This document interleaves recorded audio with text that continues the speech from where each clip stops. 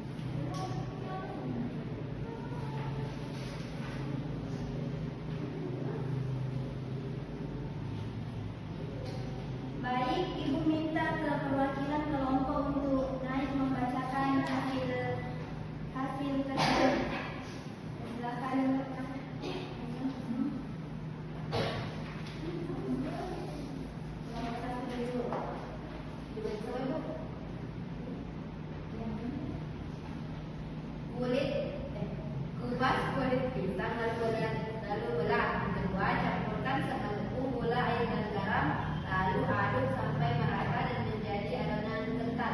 Panaskan penggorengan dan kompor untuk minyak goreng secukupnya. Saat minyak goreng sudah panas, tuang pisang yang sudah dimasukkan ke dalam adonan, lalu bolak-balik agar adonan tidak gosong. Jika pisang goreng sudah berwarna coklat keemasan, maka pisang goreng dapat ditiriskan dan siap disajikan.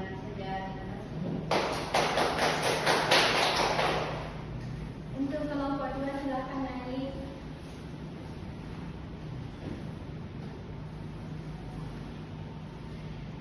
Kupas kulit pisang lalu belah dua. Campurkan setengah tepung gula, air dan garam, lalu aduk sampai merata dan menjadi adonan kental.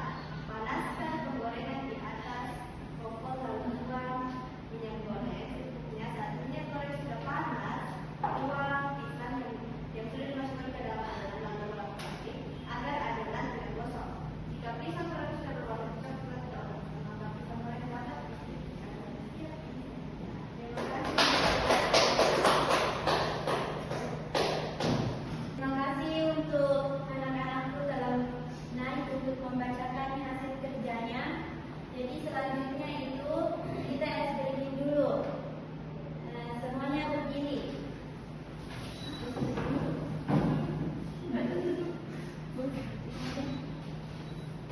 Kita akan SDG buka tutup. 1, 2, 3. Buka tutup, buka tutup, bertepuk tangan. Buka tutup, tepuk tangan lagi.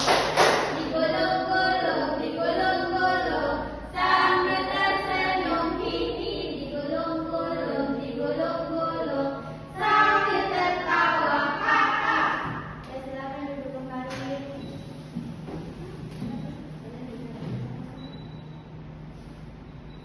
Siapa yang bisa bantu Ibu untuk membacakan kesimpulan dari pembelajaran kita hari ini?